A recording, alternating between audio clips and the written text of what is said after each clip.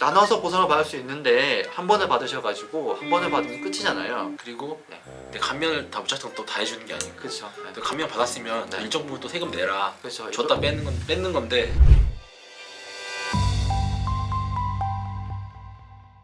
안녕하세요. 세금 폭탄 처리반 장민 세무사입니다. 네, 안녕하세요. 이영훈 세무사입니다. 세무사님, 네. 요즘에 토지 부상 관련해서 네. 얘기들 좀 많이들 하시던데. 그쵸, 뭐 언론에서도 굉장히 많은 기사들 나오고 또 네. 고객분들께서도 토지 보상에 대한 질문들을 최근 들어 많이들 주고 계시는 것 같아요. 저희 구독자분께서도 네, 토지 보상 관심 많은데 그것 좀 네. 영상 한번 다뤄주면 네, 좋겠다 네. 그런 네. 말씀도 하셔가지고 네. 오늘은 좀 이 얘기 한번 해보려고 해요. 그렇죠. 네, 그래서 지금 보시는 분들도 다 기사 같은 걸 보셨겠지만 이게 지금 토지 보상으로 지금 지급되는 금액이 어마어마해요. 그래서 얼마나 되는데요? 대략 앞으로 진행될 게 한 50조 정도. 50조요? 50조. 올해만. 아니요, 그런 건 아니고 쭉 가겠죠. 이제 네. 그런데 그러니까 3기 신도시 때문에.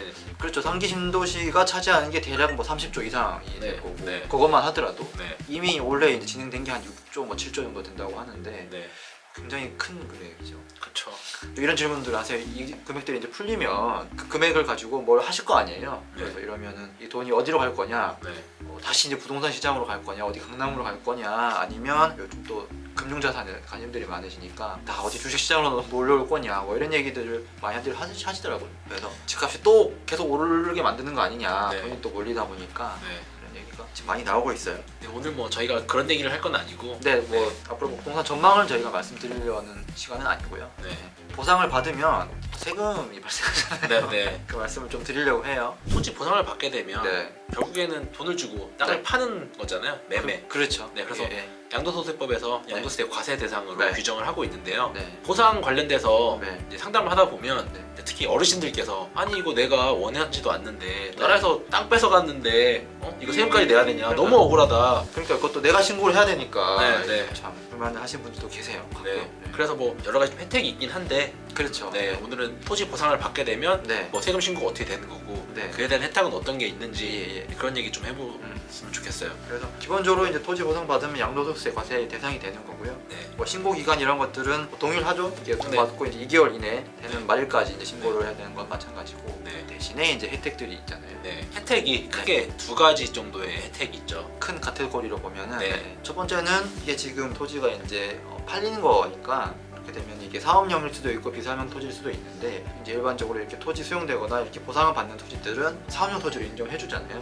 그런 장점이 있긴 하죠. 네, 그러니까 비사업용 토지라고 하는 거는 네. 그 토지로 뭐 사업을 한다는 그런 의미가 아니고 네. 세법에서 이제 사업용, 비사업용을 구분을 하는데 토지 이용 목적에 맞게 사용을 그렇죠. 하면 사업용이 되는 거고 네네네. 목적 외에 사용을 네. 하게 되면 비사업용이 되는데 네네. 비사업용 토지 같은 경우는 네네. 자기볼토공제는 해주지만 네. 10% 예. 중과가 들어가기 때문에 그렇죠. 세부담이 많아지는 건데 예예. 이 보상받는 토지 같은 경우는 네. 사업용 토지로 인정을 해주기 네, 때문에 네. 중과를 안 하겠다는 얘기잖아요. 그렇죠. 네. 뭐 이런 혜택은 있으시니까 네, 구체적으로 뭐 요건 좀 네. 말씀드리면 좋을 것 같아요. 기본적으로 이 사업용 토지로 인정을 받는데 모든 토지가 다 그런 건 아니고 이제 어떤 이제 사업 인정 고시일이 생길 거잖아요. 그 날로부터 이제 2년 만 2년 이전에 취득한 토지들은 수용이 되거나 할 때 사업용 토지로 인정을 해주는데요. 이게 만일에 이제 2년이라는 기간 요건이 있는 거는 어떻게 될지 뻔히 알고 이제 사면은 그런 이제 행위들을 좀 방지하기 위한 규정이라고 보시면 될 것 같아요. 그렇죠. 뭐 좋은 정보를 들어가지고 바로 떡상할 떡상할 집을 그렇지. 아니, 집이 아니고 떡상할 네. 토지를 그렇죠. 정보를 통해서 산다. 네. 그랬을 때는 인정 안 해주겠다. 그렇죠. 네. 그래서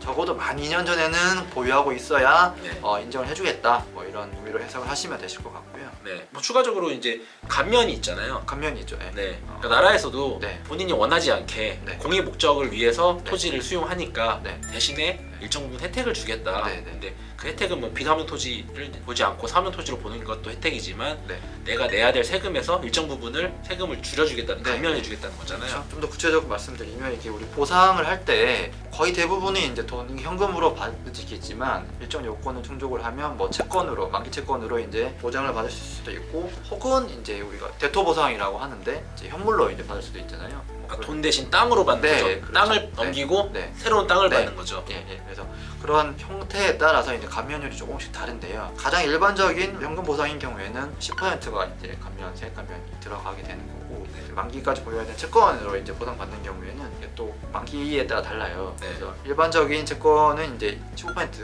네. 이제 세액 감면이 이루어지고, 만기가 3년인 경우에는 이제 만기가 또 길다 보니까 네. 그때까지 보유를 해야 되잖아요. 그렇다 보니까 세액 감면이 좀 더 많아서 이제 30% 네. 되고, 만기 5년짜리 채권도 있는데 사실 이렇게까지 하실까 싶긴 하지만 이 경우에는 이제 40%까지 이제 감면율이 올라가거든요. 채권으로 받으시는 경우에는 보상을 세액 감면율이 좀 더 높다라고 보시면 될 것 같고요. 네, 제가 지금까지 보상 관련돼서 네, 신고를 하면서 네, 채권 보상을 받는 걸 본 적은 한 번도 없었던 것 같아요. 거의 없을 거예요. 거의 네. 없죠. 예. 이번에 그 네. 보상 계획 나온 것도 보면 네, 네. 거의 다 현금 보상. 네, 거의 현금 보상이고, 그다음에 이제 또 정부에서는 그래도 대토 보상은 좀 더 비율을 늘리겠다. 지금까지는 거의 대부분은 10%도 안 됐었거든요. 한 5%, 6% 이게 다 했는데 대토 보상 비율이 두 자릿수로 높이겠다고 하는데 실제로 이게 잘 될지는 모르겠습니다. 네. 그렇게 이제 정부에서는 하려고 하는 생각을 가지고 있고요. 네. 대토 보상인 경우에는 또 혜택이 더 올라가잖아요. 네, 그래서 토지를 보상받는 경우에는 감면율이 좀 다른데요. 네. 기본적으로 두 가지 중에 선택이 가능한데, 첫 번째는 이제 40% 감면율, 그건 좀 높긴 하죠. 네. 40%가 있고, 그게 아니라면 이제 과세 이연을 해주는 거죠. 네.